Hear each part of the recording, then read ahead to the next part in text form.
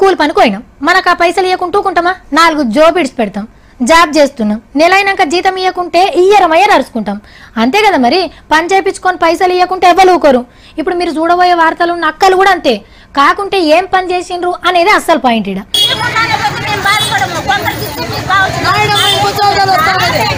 వీళ్ళంతా తిరుపతి ఓటర్ దేవుళ్ళు. కష్టపడి ఓటేసినందుకు కూలి ఇయ్యలేదని గుస్సా అవుతుర్రు.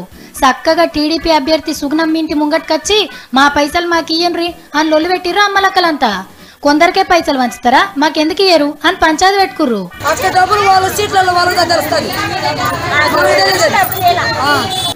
అయినా అయిపోయిన పెళ్లికి డప్పులు కొట్టినట్టు ఓట్లేసినాక పైసలు అడిగితే ఎట్లా కలు నెరి గింత వెనకబడి ఉన్నారు. అదే కొత్తగూడెం అక్కలను చూడురి, వచ్చిన పైసలు సర్పంచ్ ఒక్కడే తీసుకున్నాడని ఓటేయకుంటే ఎట్లా ప్రతాపం చూపించిర్రో. ఏం చేస్తాం, ఓటేసుడే కాదు పైసలు తీసుకున్నాడు కూడా హక్కే అనుకున్నట్టున్నారు. 9 లక్షలు తీసుకొని